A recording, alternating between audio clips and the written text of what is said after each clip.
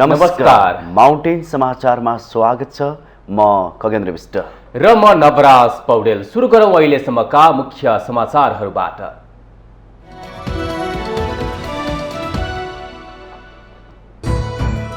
दार्चुलाबाट एमालेको चुनावी अभियान सुरु। कालापानी लिपुलेक र लिम्पियाजुरा फिर्ता गर्ने अध्यक्ष ओलीको दाबी।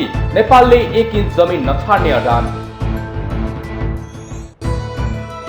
एमाले अध्यक्ष ओलीले भित्रैदेखि संविधान स्वीकार नगरेको प्रचण्डको आरोप। शक्तिमा पुनः पुग्न साथ राजतन्त्र फर्काउने एम्बुस थापेर बसेको जिकिर। प्रधानमन्त्री देउवा डडेलधुराको चुनावी अभियानमा व्यस्त। मतदाताहरूले थुपारे गुनासोको चाङ। धनगढी डडेलधुरा सडक 4 लेन बनाउनेदेखि एयरपोर्टसम्मको आश्वासन। निर्वाचनपछि आफ्नो नेतृत्वमा सरकार बन्ने कांग्रेस र माओवादी दुवैको दाबी। नेकपा यस मौन निर्वाचनपछि गठबन्धनको निरन्तरतामा प्रश्न।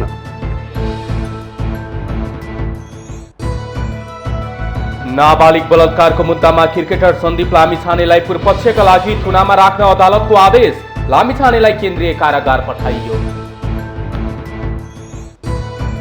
रुसले युक्रेनमा ऊर्जा आतंक मचाएको राष्ट्रपति भ्लोदिमिर जेलेन्स्कीको आरोप। 45 लाख सर्वसाधारण ऊर्जा विहीन अवस्थामा बाँच्नु परेको भनाइ। र न्युजिल्यान्ड टी20 विश्वकप क्रिकेटको सेमिफाइनलमा अफगानिस्तानलाई पराजित गरेको अस्ट्रेलियाको सेमिफाइनल पुग्ने सम्भावना जीवित।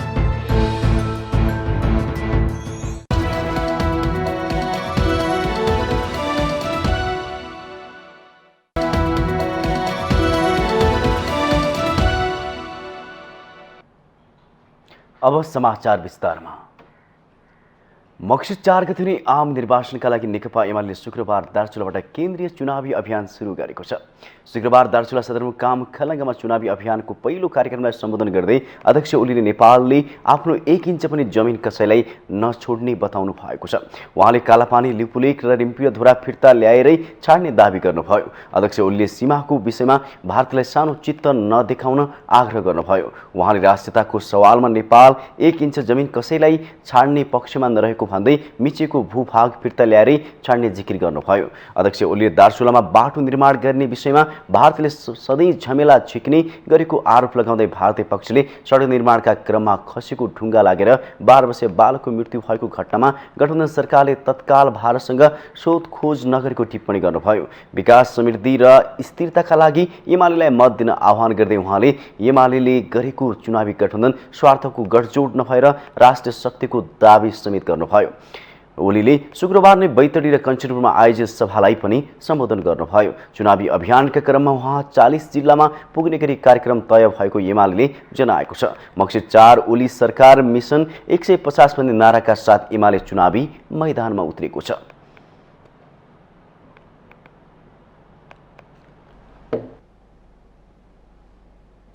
यता नेकपा माओवादी केन्द्रका अध्यक्ष पुष्पकमल दाहालले एमाले अध्यक्ष केपी शर्मा ओलीले भित्रैदेखि यो व्यवस्थालाई स्वीकार नगरेको आरोप लगाउनु भएको छ।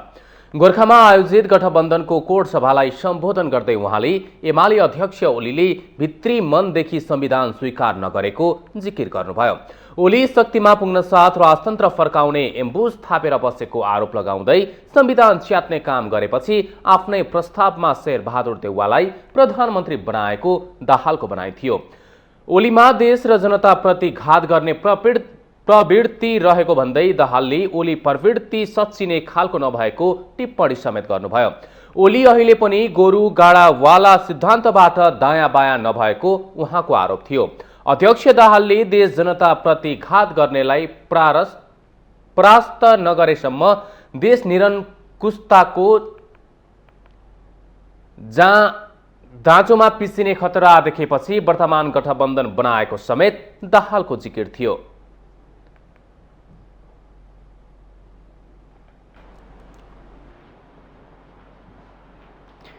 प्रधानमन्त्री तथा नेपाली कांग्रेसका सभापति शेरबहादुर देउवा चुनाव प्रचारका क्रममा गृहजिल्ला डडेलधुरामा व्यस्त हुनुहुन्छ। 7औं पटक डडेलधुराको जनप्रतिनिधि बन्न चुनावी दौडमा उत्रिनु भएका देउवा जनतालाई पुरानै आश्वासन दिएर मत माग्दै हुनुहुन्छ।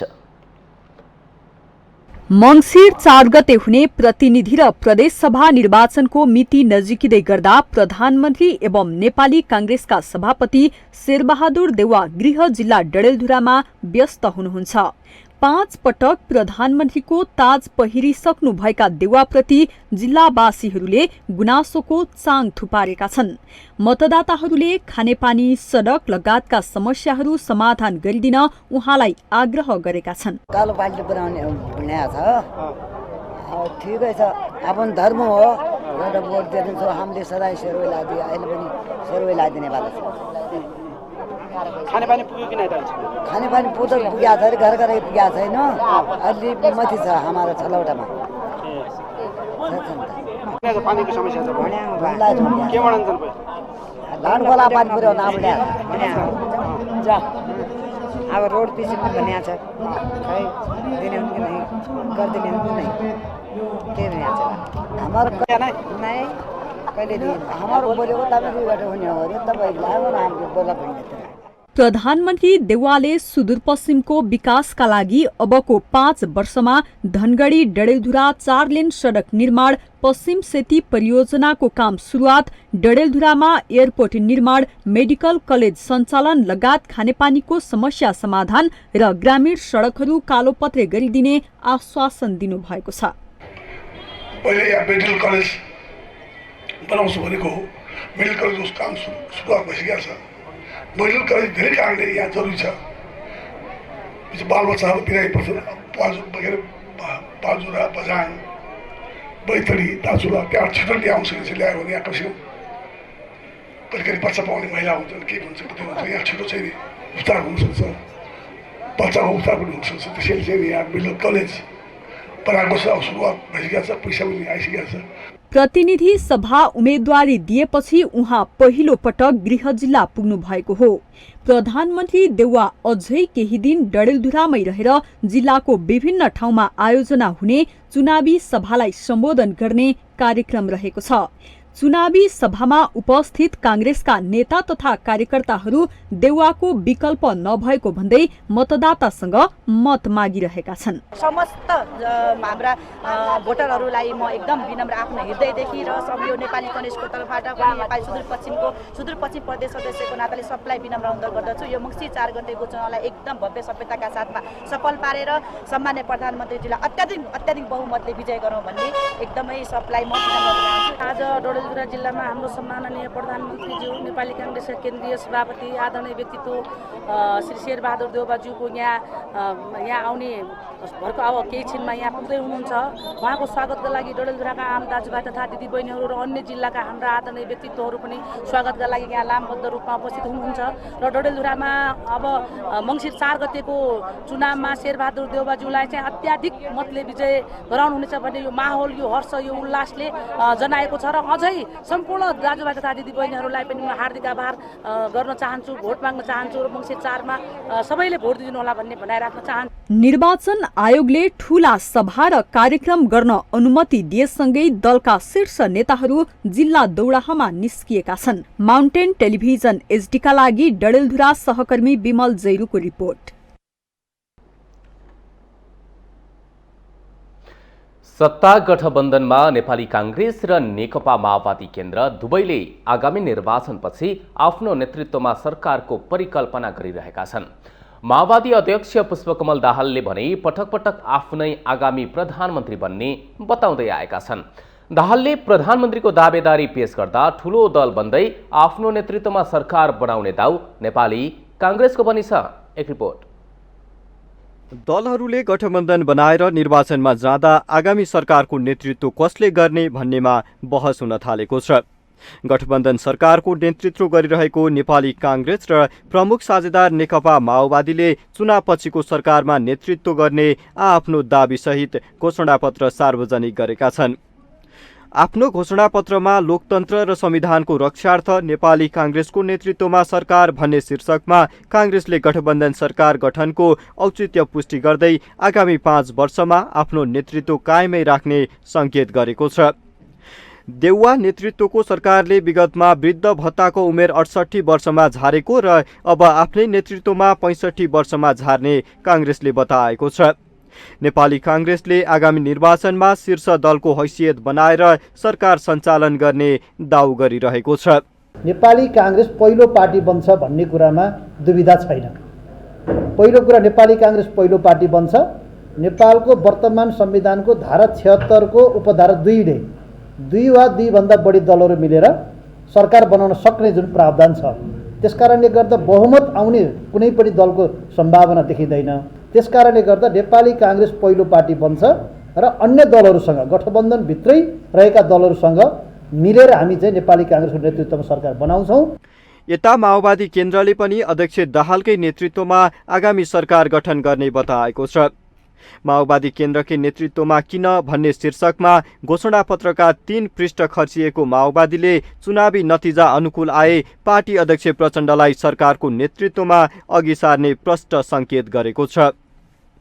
माओवादी अध्यक्ष दाहाल स्वयंले पनि विभिन्न सभा समारोहमा आफूलाई आगामी प्रधानमन्त्रीको दाबी गर्दै आएका छन्। अब उस्तै पर्यो भने मैले यहाँबाट निर्वाचित भएपछि देशको नेतृत्व गर्ने अवसर आउने पनि स्थिति छ। त्यो पनि तपाईँ हामी सबैको लागि, विकासको लागि, समृद्धिको लागि, गोर्खाली जनताको हितको लागि एउटा ठुलो कुरा हुनेछ। गठबन्धनको अर्को घटक नेकपा एकीकृत समाजवादीले भने भावी नेतृत्वबारे केही खुलाएको छैन। गठबन्धनको शीर्ष नेतृत्वबाट भने आगामी प्रधानमन्त्रीको बारेमा कुनै पनि ठोस निर्णय बाहिरिएको छैन। त्यसो त निर्वाचन परिणामपछि यही गठबन्धन रहिरहनेमा विश्वस्त हुन नसकिने विश्लेषण पनि हुने गरेको छ। गठबन्धन दलहरूले सोचे अनुसार परिणाम आए नेपाली कांग्रेस शीर्ष, एमाले दोस्रो शक्ति बन्ने देखिन्छ भने माओवादी अध्यक्ष दाहालले आफू तेस्रो र निर्णायक शक्ति बन्ने दावी गरिरहेका छन्।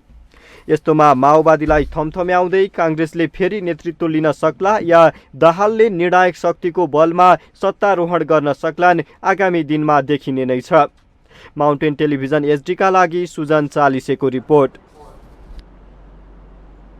राष्ट्रपति विद्यादेवी भण्डारीले मुस्ताङ जिल्लामा जलवायु अनुकूल हुने गरी पूर्वाधार विकास र सामाजिक क्रियाकलाप सञ्चालन गर्न अनुरोध गर्नु भएको छ। शुक्रबार मुस्ताङको प्रसिद्ध धार्मिक स्थल मुक्तिनाथको दर्शनसँगै भगवान विष्णुको मूर्ति शिलान्यास र बुद्धको मूर्ति अनावरण गर्दै राष्ट्रपति भण्डारीले जलवायु अनुकूलतामा जोड दिनुभएको हो। उहाँले मुस्ताङमा निर्माण हुने संरचना र अन्य कार्यहरू वातावरण मैत्री बनाउन आग्रह गर्दै स्थानीयको दैनिकी जनजीवन पनि जलवायु अनुकूल र वातावरण मैत्री बनाउँदै लैजानु पर्नेमा जोड दिनुभयो। राष्ट्रपति भण्डारीले अहिलेको राम्रो काम भावी पुस्तालाई उपहार हुने भएकाले सबैले सचेत भएर काम गर्न आग्रह गर्नुभयो। उहाँले जलवायु अनुकूल र वातावरण मैत्री व्यवहारका लागि अर्थ प्रणालीमा पनि सुधार गरेर जानुपर्ने आवश्यकता औल्याउनु भयो। यो जिल्लालाई जलवायु अनुकूलन हुने गरी यहाँको पूर्वाधार विकास र सामाजिक क्रियाकलापहरू सञ्चालन गर्नु होला। अहिले जलवायु अनुकूलनका कार्यक्रम सञ्चालन गर्नु, वातावरण मैत्री निर्माण कार्यहरू सञ्चालन गर्नु र हाम्रो दैनिक जनजीवन पनि त्यो अनुसार गर्नु अत्यन्त नै महत्त्वपूर्ण भएको छ। यदि भावी पुस्ताको लागि हामी कुनै गिफ्ट गर्न चाहन्छौँ भने हामीले वातावरण मैत्री विकास कार्यहरू, हाम्रो जनजीवनहरू र हाम्रो अर्थ प्रणालीलाई पनि त्यतापट्टि हामीले लैजानु पर्ने हुन्छ। राष्ट्रपति भण्डारीले मुक्तिनाथ क्षेत्र र मुक्तिनाथ मन्दिरलाई धार्मिक तथा पर्यटकीय केन्द्रको रूपमा विकास गर्न आवश्यक रहेको भन्दै धार्मिक तथा प्राकृतिक सम्पदाहरूको संरक्षण गर्दै भावी पुस्तामा प्राकृतिक सुन्दरतालाई हस्तान्तरण गर्ने उद्देश्य हुनुपर्ने बताउनुभयो।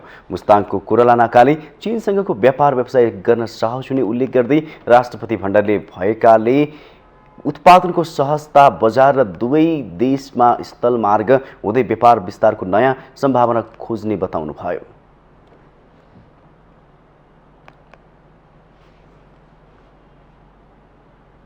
माउन्टेन समाचारमा पालो भएको छ ब्रेकको।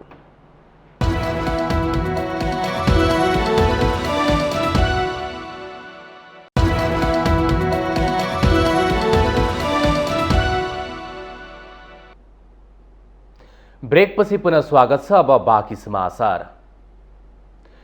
निर्वाचन आयोगले मङ्सिर 4 मा हुने निर्वाचनका लागि व्यवस्थापकीय पाटोलाई तीव्र बनाएको छ। सबै जिल्लाका लागि मतपत्र छपाईको काम सम्पन्न भइसकेको छ। आयोगले शुक्रबारबाट मतदाता शिक्षा सञ्चालन गरेको छ भने मतपेटिका तालिम र जनशक्ति व्यवस्थापनको तयारी समेत अघि बढाएको छ। एक रिपोर्ट।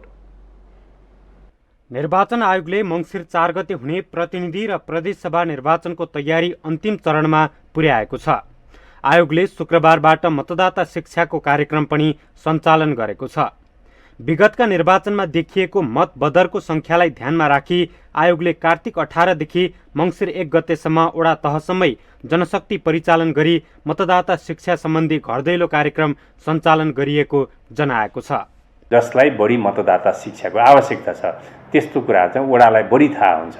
वडा कार्यालयकै परिचालनमा, वडा कार्यालयकै निर्देशनमा, वडा कार्यालयहरूकै अनुगमनमा र एक खालको सुपरभिजनमा यो कार्यक्रम चल्ने हुँदा विगतमा मतदाता शिक्षामा जुन घरदैलो कार्यक्रममा भएका केही कमी कमजोरी पनि अब हाम्रो 6743 वटै वडाहरूले एक खालको ओनरसिप लिएर सञ्चालन हुँदाखेरिमा यो प्रभावकारी हुने आयोगले ठानेको छ।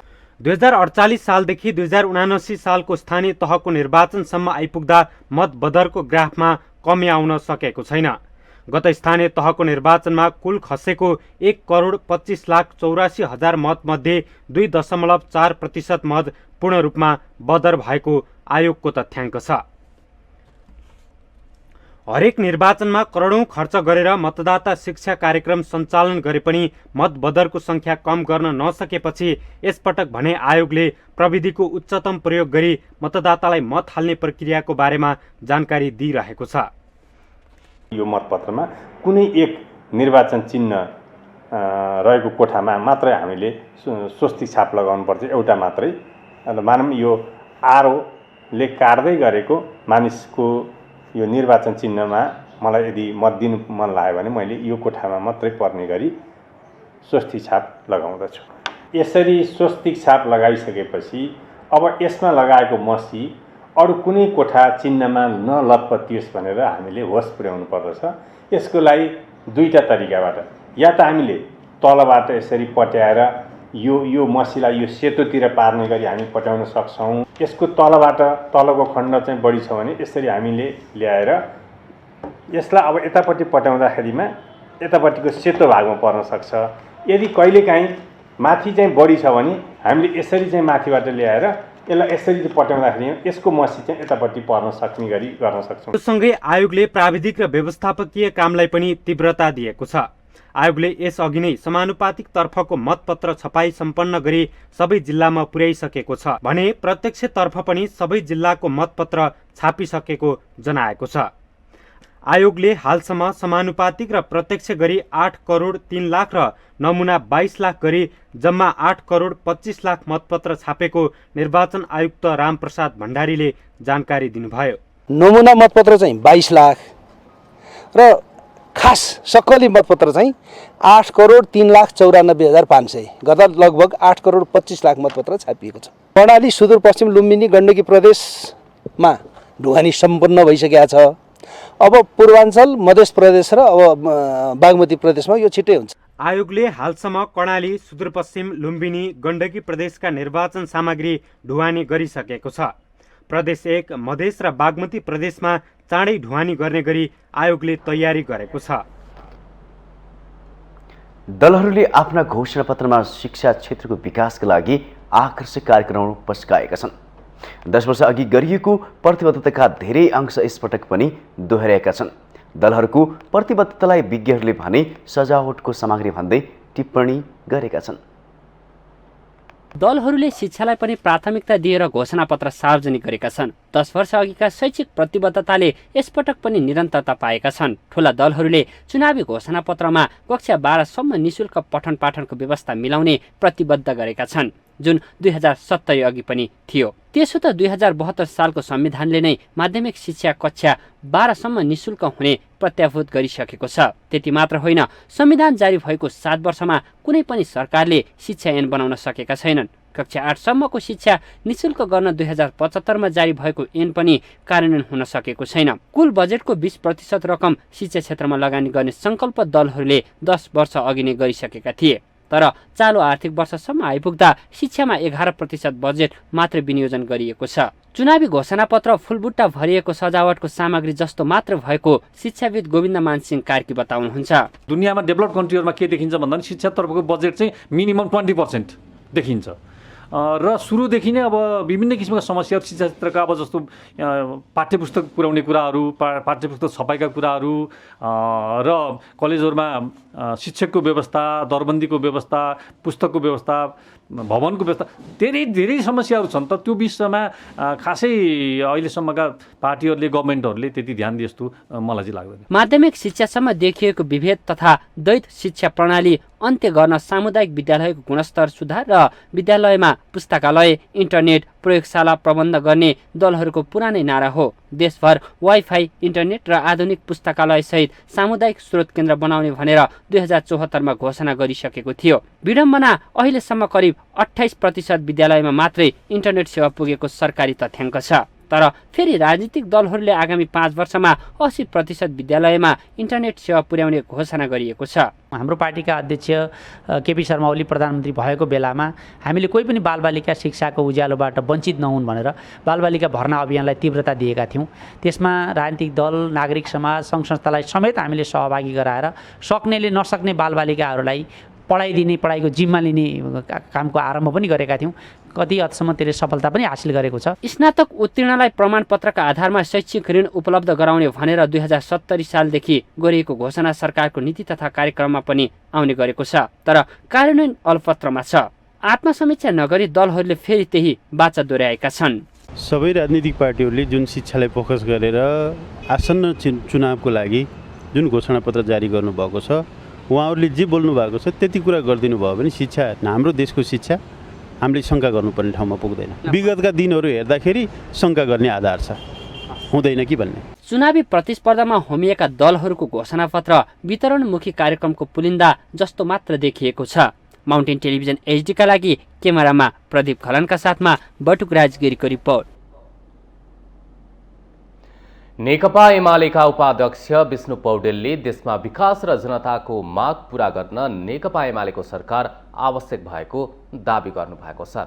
रूपन्देही क्षेत्र नम्बर 2 मा चुनावी प्रचारका लागि घरदैलो कार्यक्रमको सुरु गर्दै उहाँले देशलाई विकासको बाटोमा अघि बढाउन राष्ट्रका मागहरू सम्बोधन गर्न देशको स्वतन्त्रता र स्वाधीनता रक्षा गर्न नेकपा एमालेको सरकार बन्न आवश्यक रहेको दावी गर्नुभएको हो। उहाँले नेकपा एमालेले निर्वाचन आयोगले निर्धारण गरेको आचार संहितालाई ध्यान दिई निश्चित संख्यामा घरदैलो अभियानमा सहभागी भएको समेत स्पष्ट गर्नुभयो। उहाँले नेकपा एमालेको सरकार हुँदा विकास निर्माणका कामले गति लिएको र आगामी सरकार नेकपा एमालेको बनेपछि पनि गरेका प्रतिबद्धता पूरा गर्ने आश्वासन समेत दिनुभयो। निर्वाचन आचार संहितालाई समेत ख्याल गर्दै एउटा निश्चित संख्यामा घरदैलो अभियानमा सहभागी भइरहेका छौँ। यहाँका महानुभावहरूले यो वडाका मतदाता महानुभावहरूले विगतमा पनि हामीलाई विश्वासको मत दिनुभएको हो, भारी बहुमतका साथमा निर्वाचित गर्नका लागि योगदान गर्नुभएको हो। हामीले यहाँहरूको यो गुणलाई कहिल्यै बिर्सन सक्दैनौँ। उपाध्यक्ष पौडेलले आसन्न निर्वाचनमा नेकपा एमालेका उम्मेदवारहरूलाई भारी मतले विजय गराउन पनि मतदाता समक्ष आग्रह गर्नुभयो।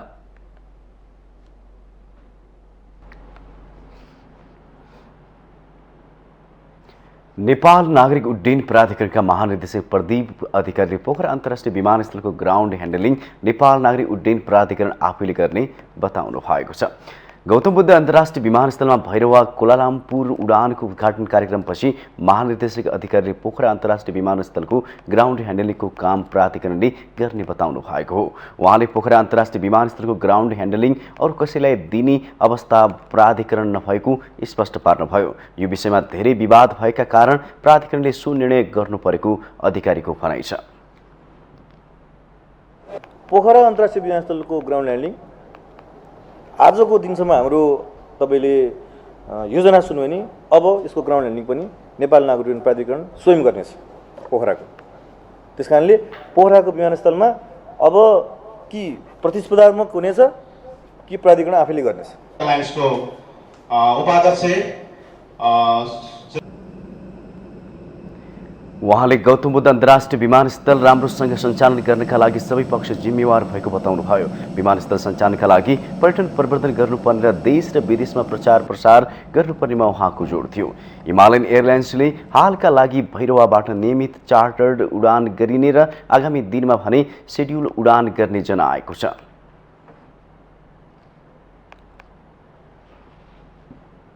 माउन्टेन समाचारमा पालो भएको छ ब्रेकको।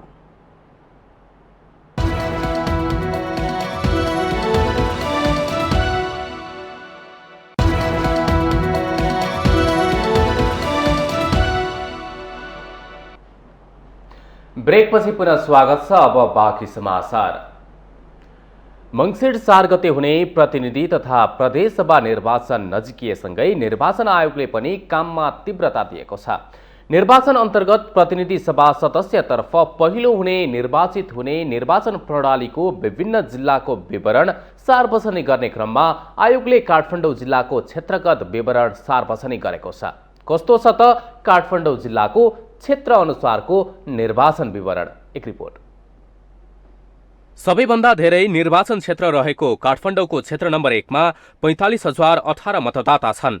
21 राजनीतिक दल र 11 स्वतन्त्र गरी सबैभन्दा धेरै 32 उम्मेद्वार छन्।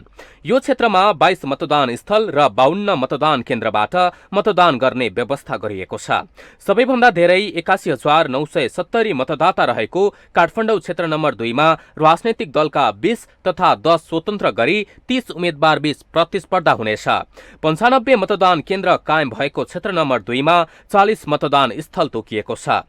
क्षेत्र नम्बर 3 मा कुल 23 जना उम्मेद्वार छन्। यहाँ दलीय 15 र स्वतन्त्र 8 गरी 23 उम्मेद्वार चुनावी मैदानमा उत्रिएका छन्।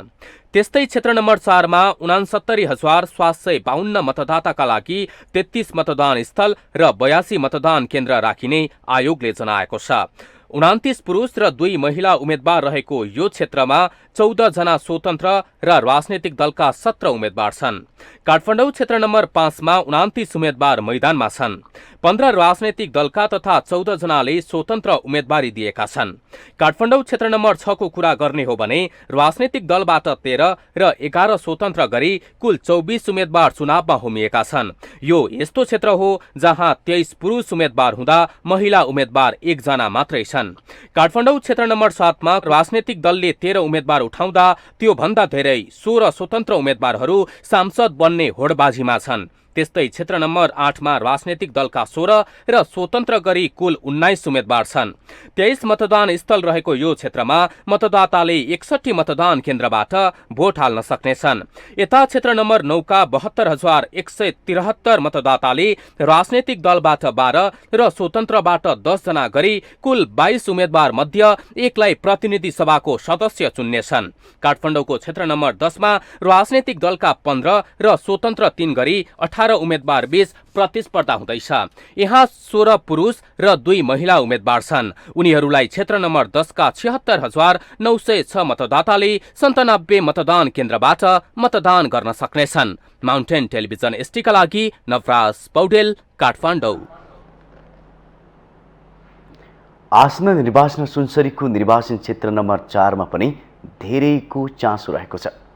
4वटा निर्वाचन क्षेत्र रहेको सुनसरी जिल्लाको क्षेत्र नम्बर 4 मा 2 हेभीवेट नेताको चुनावी भिडन्तले समग्र जिल्लाकै ध्यान खिचेको छ। 4वटा निर्वाचन क्षेत्र रहेको सुनसरी जिल्लामा यसपटक क्षेत्र नम्बर 4 मा धेरैको चासो रहेको छ। निर्वाचन क्षेत्र नम्बर 4 मा हुने 2 हेभीवेट नेताको चुनावी भिडन्तले प्रतिस्पर्धा रोचक हुने देखिएको हो।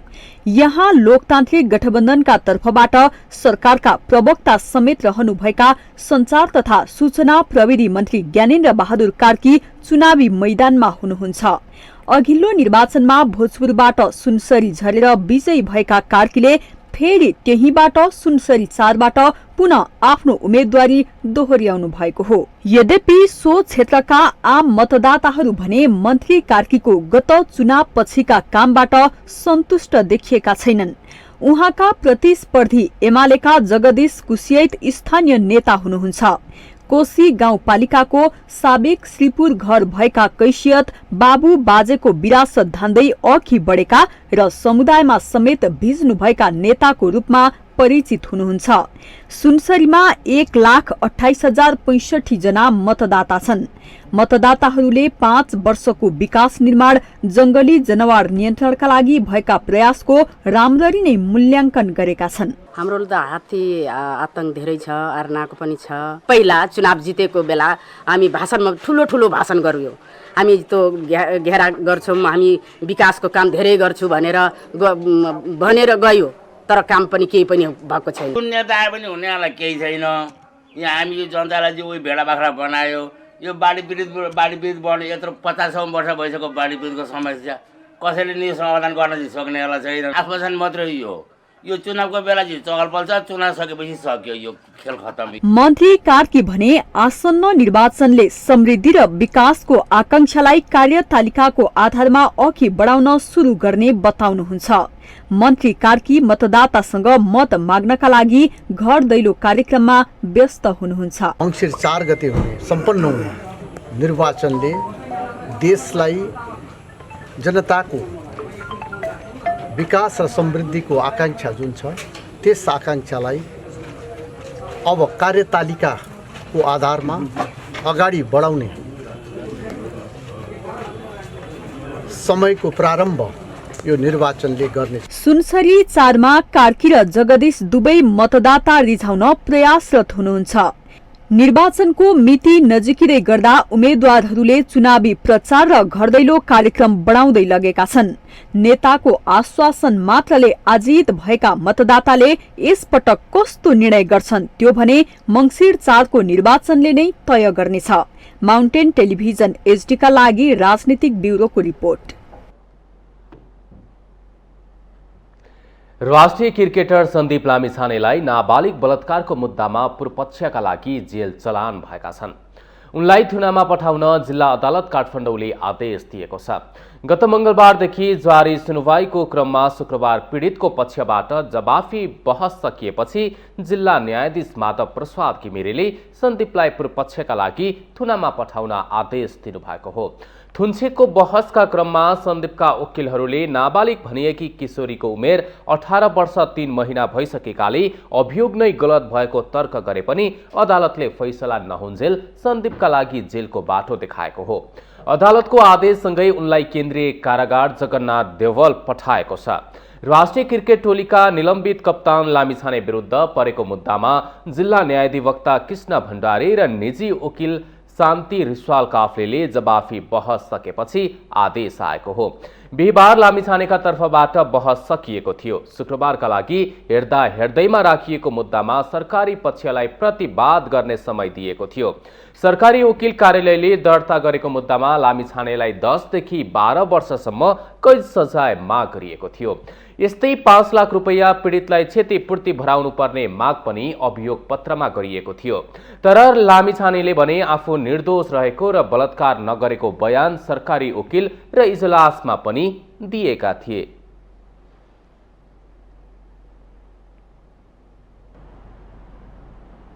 सुरक्षित शहरीकरण र विपद मैत्री मानव विकासका लागि नीतिगत हस्तक्षेप गर्नुपर्नेमा विज्ञहरूले जोड दिएका छन्। विकासका नाममा हुने अव्यवस्थित शहरीकरण र तिनले भविष्यमा निम्त्याउन सक्ने विपद न्यूनीकरणका लागि आजदेखि लाग्नुपर्नेमा विज्ञहरूले जोड दिएका हुन्।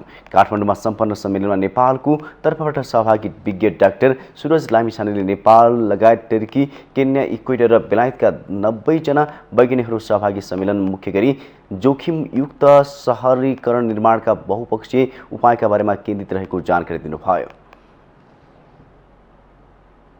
हामीले एउटा डकुमेन्टेसन गरेका छौँ। अब यो डकुमेन्टेसन हामी पोलिसी लेभलमा लैजान्छौँ र पोलिसी लेभलमा लैसकेपछि पोलिसीमा यसलाई कसरी रिफ्लेक्ट गर्ने त भोलिको सहर निर्माण गर्ने बेलामा अथवा बिल्डिङको बाइलजहरू बनाउने बेलामा अथवा नगरपालिकाहरूको प्लानिङ गर्ने बेलामा चाहिँ कसरी गर्नुपर्छ भन्ने किसिमको एउटा टुल्स चाहिँ डेभलप गरेर लिएर जाने र यसलाई चाहिँ नेपाल सरकार मार्फत विभिन्न आफ्नो सहरको आफ्नो हिसाबको हुन्छ, विभिन्न देशमा चाहिँ त्यही अनुसारको चाहिँ हामीले यसलाई पोलिसी लेभलमा चाहिँ इन्टरभेन्सन गरेर अब हामी चाहिँ भविष्यको सहर सुरक्षित सहर निर्माण गर्ने भन्ने विषयमा नै हाम्रो यसको आउटपुट निक्लेको छ।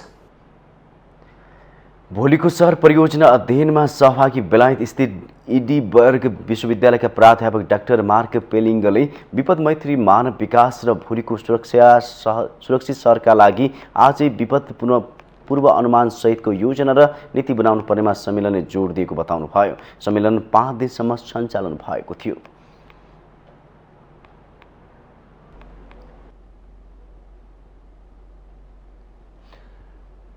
वीरगञ्जको कृषि औजार कारखानाको मर्मत सम्भार कार्य सुरु भएको छ। 2 दशक अघिदेखि बन्द रहेको कारखानालाई महावीर पुनको आविष्कार केन्द्रले पुनः सञ्चालनमा ल्याउने भएसँगै मर्मत र कारखानामा भएका सामग्रीको लागत सङ्कलन सुरु भएको हो। भदौ 31 गतेको मन्त्री परिषद बैठकले सञ्चालन गर्न दिने निर्णय गरेपछि आविष्कार केन्द्रले कारखानाको सफाई र मर्मत सम्भार थालेको हो। 2024 साल फागुन 28 गते रुसको सहायतामा स्थापना भएको उद्योग सञ्चालनको जिम्मेवारी पाएको आविष्कार केन्द्रका अध्यक्ष महावीर पुनले कृषि औजार कारखानाले कृषि क्षेत्रलाई आवश्यक पर्ने औजार उपकरणको उत्पादन तथा नयाँ औजार उपकरणहरूको आविष्कार गर्ने बताउनुभयो। उहाँले सरकारले आविष्कार केन्द्रलाई पुरै स्वामित्व नभई सञ्चालन गर्ने अधिकार मात्र दिएको स्पष्ट गर्नुभयो। उहाँले सकेसम्म औजारहरू छिटो उत्पादन गर्ने सोच रहेको समेत बताउनुभयो। उहाँले दोस्रो वर्षमा किसानलाई चाहिने नयाँ नयाँ कृषि औजारको उत्पादनमा जोड दिने समेत बताउनुभयो। छन् जस्तो यहाँ देखिन्छ यो औजारहरू चाहिँ मध्येमा 10-15 वटा 20 वटा कति हुन्छ किसिमका औजारहरू उत्पादन गर्न सुरु गरिहाल्छौँ र त्यसपछि त्यो त भयो पहिलो उत्पादनको काम भयो। उत्पादनको काममा पहिलो चरणमा चाहिँ अब हामीले यसरी सुरु गरेपछि अब दोस्रो चरणमा चाहिँ के हुन्छ त भन्दाखेरि सायद दोस्रो वर्ष लाग्छ होला। दोस्रो वर्षदेखि चाहिँ हामीले अरू नयाँ नयाँ मार्केट वा बजारमा कृषकहरूको डिमान्ड के छ, माग के छ, त्यही अनुसारको नयाँ नयाँ सामानहरूको डिजाइन डेभलपमेन्ट गरेर अब त्यसलाई चाहिँ फेरि उत्पादन गर्ने। अध्यक्ष पुनले कारखानालाई आधुनिकीकरण गरेर अघि बढ्न सके मात्रै कारखाना नाफामा जाने टिप्पणी गर्नुभयो। पुरानै अवस्थामा कारखानामा सबै कृषि औजार उत्पादन गर्न नसके पनि 1 वर्षभित्र 10 देखि 15 किसिमका कृषि औजारहरू उत्पादन गर्ने आविष्कार केन्द्रले लक्ष्य लिएको छ।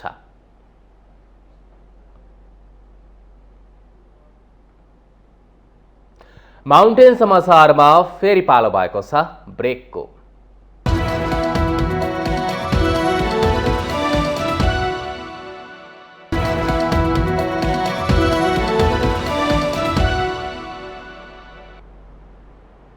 ब्रेकपछि स्वागत छ पालो आर्थिक समाचारको।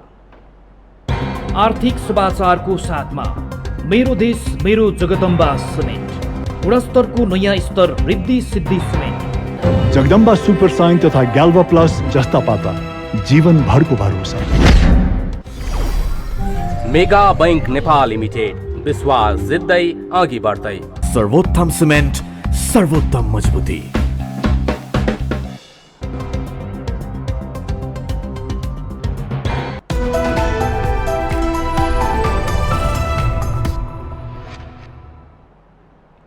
ब्याज दर तत्काल घटाउन सरकारसँग माग गर्दै आएका उद्योगी व्यवसायीहरूले सडक आन्दोलन सुरु गरेका छन्।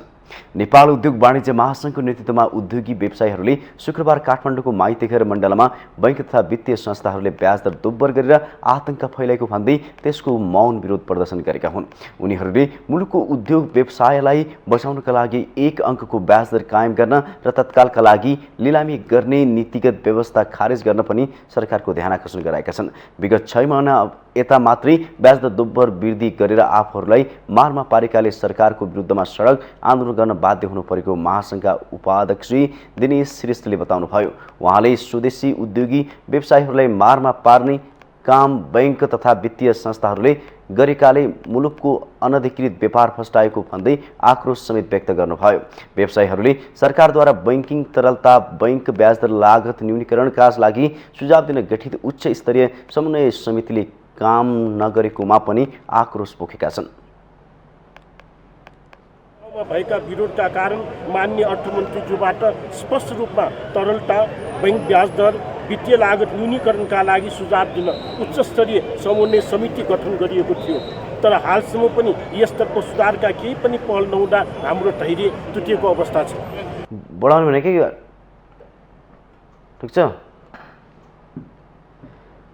महासङ्घ अन्तर्गतका सबै उद्योग व्यवसायीहरू सहभागी भएका थिए। उनीहरूले सेवा शुल्क कम गर्न, ब्याज दरमा स्थिरता कायम गर्न, 1 अङ्कभन्दा बढी ब्याज दर नराख्न माग गर्दै प्ले कार्डहरू पनि प्रदर्शन गरेका थिए। महासङ्घले ब्याज दर घटाउने लगायतमा माग राखी अर्थमन्त्री जनार्दन शर्मा नेपाल राष्ट्र बैंकलाई पनि ध्यानाकर्षण पत्र बुझाउने जनाएको छ।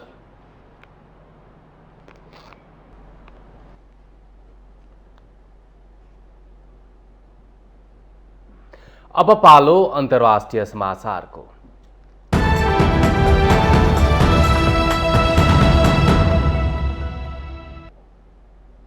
युक्रेनी राष्ट्रपति भ्लादिमिर जेलेन्स्कीले रुसले ऊर्जा आतंक मचाएको आरोप लगाउनु भएको छ। रुसले युक्रेनका ऊर्जा केन्द्रहरूमा गरेको आक्रमणका कारण आधाभन्दा बढी क्षेत्र अन्धकारमा फँसेको र 45 लाख सर्वसाधारण ऊर्जाविहीन अवस्थामा बाँच्नु परेको भन्दै जेलेन्स्कीले ऊर्जा आतंक मचाएको आरोप लगाउनु भएको हो। युक्रेनी सेनाको प्रतिकारमा कब्जा गरिएका क्षेत्रबाट पछि हट्नु परेपछि रुसले ड्रोन मार्फत युक्रेनका ऊर्जा केन्द्रहरूमा आक्रमण गरेको थियो। देशवासीका नाममा सम्बोधन गर्दै राष्ट्रपति जेलेन्स्कीले युद्धमा पराजित गर्न नसकेपछि ऊर्जा आतंक मचाएको उल्लेख गर्नुभएको छ। राष्ट्रपति जेलेन्स्कीले रुसले ध्वस्त बनाइदिएका 1/3 ऊर्जा केन्द्रको मर्मत छिट्टै गर्ने पनि बताउनुभयो। खर्सोन क्षेत्रबाट सर्वसाधारणलाई सुरक्षित स्थानमा पठाएपछि रुसी सेना त्यहाँबाट फिर्ता भइरहेको पनि जनाइएको छ।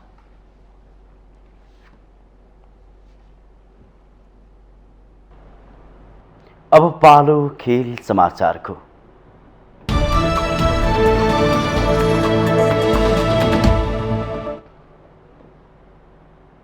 न्युजिल्यान्ड आइसिसी T20 पुरुष विश्वकप क्रिकेटको सेमी फाइनलमा पुगेको छ। अस्ट्रेलियाको एडिलेडमा शुक्रबार आयरल्यान्डलाई 35 रनले हराउँदै तेस्रो जित निकालेर न्युजिल्यान्ड सेमी फाइनलमा पुगेको हो। न्युजिल्यान्डले दिएको 186 रनको लक्ष्यसहित जवाबी ब्याटिङ गरेको आयरल्यान्डले 20 ओभरमा 9 विकेट गुमाएर 150 रन मात्र बनाउन सक्यो।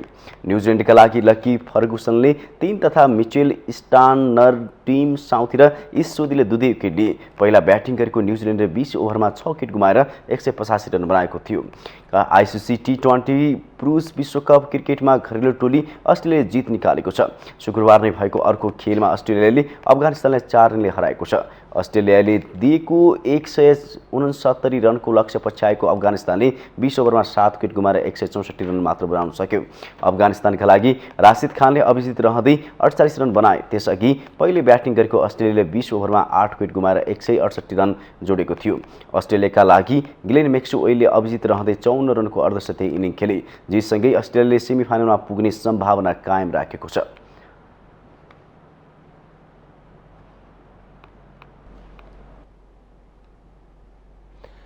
काठमाडौँमा जारी प्रधानमन्त्री कप 1 दिवसीय पुरुष क्रिकेट प्रतियोगितामा त्रिभुवन आर्मी क्लबले सुदूरपश्चिम प्रदेशमाथि 169 रनको फराकिलो जित निकालेको छ। कीर्तिपुर स्थित त्रिभुवन विश्वविद्यालयको मैदानमा सम्पन्न शुक्रबारको खेलमा आर्मीले सुदूरपश्चिमलाई फराकिलो अन्तरले पराजित गरेर दोस्रो खेलबाट पहिलो जित निकालेको हो। आर्मीले दिएको 183 रनको लक्ष्यसहित जवाफी ब्याटिङ गरेको सुदूरपश्चिमले 29 ओभर 4 बलमा अल आउट हुँदै 113 रन मात्र बनाउन सक्यो। सुदूरपश्चिमका लागि बसन्त खत्रीले सर्वाधिक 25 रन जोडे। सुदूरपश्चिमको इनिङलाई सस्तैमा समेट्ने क्रममा जितेन्द्र मुखियाले 3 विकेट लिए। जितसँगै आर्मीले 2 खेलमा 2 अङ्क जोडेको छ। आर्मी तेस्रो स्थानमा उक्लिएको छ। उता लगातार तेस्रो हार बेहोरेको सुदूरपश्चिम प्रतियोगिताबाट बाहिरिएको छ। प्रतियोगिता अन्तर्गत शुक्रबार नै भएको अर्को खेलमा एपीएफ र गण्डकी प्रदेश बीचको खेल टाई भएको छ।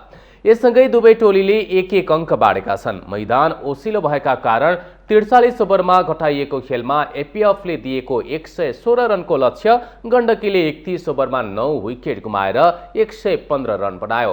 यससँगै एपीएफ र गण्डकीले समूह A को अङ्क तालिकामा समान 5 अङ्क बनाएका छन्। प्रतियोगितामा शनिबार पनि 2 खेल हुनेछन्।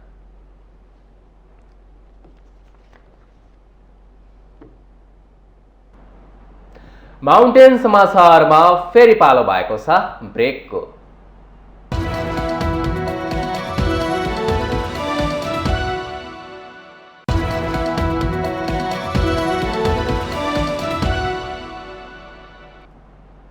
ब्रेकपछि स्वागत छ। योसँग हामी माउन्टेन समाचारको अन्त्यमा आइपुगेका छौँ।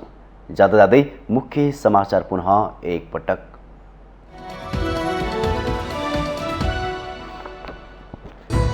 दार्चुलाबाट एमालेको चुनावी अभियान सुरु। कालापानी लिपुलेक र लिम्कोद्वारा फिर्ता गर्ने अध्यक्ष ओलीको दावी। एमाले 1 इन्च जमिन नछोड्ने अडान। एमाले अध्यक्ष ओलीले भित्रैदेखि संविधान स्वीकार नगरेको प्रचण्डको आरोप। शक्तिमा पुग्न साथ राजतन्त्र फर्काउने एम्बुज थापेर बसेको जिकिर। प्रधानमन्त्री देउबा डडेलधुराको चुनावी अभियानमा व्यस्त। मतदाताहरूले थुपारे गुनासोको चाङ। धनगढी डडेलधुरा सडक 4 लेन बनाउनेदेखि एयरपोर्टसम्मको आश्वासन। निर्वाचनपछि आफ्नो नेतृत्वमा सरकार बन्ने कांग्रेस र माओवादी दुवैको दावी। नेकपा यस मौन। निर्वाचनपछि गठबन्धनको निरन्तरतामा प्रश्न। नाबालिग बलात्कारको मुद्दामा क्रिकेट सन्दीप लामेछानेलाई पूर्वपक्षका लागि थुनामा राख्न अदालतको आदेश। लामेछानेलाई केन्द्रीय कारागार पठाइयो।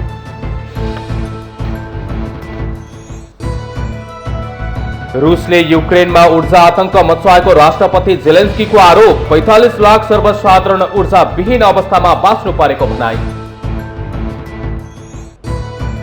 र न्युजिल्यान्ड T20 विश्वकप क्रिकेटको सेमिफाइनलमा अफगानिस्तानलाई पराजित गरेको अस्ट्रेलियाको सेमिफाइनल पुग्ने सम्भावना जीवित।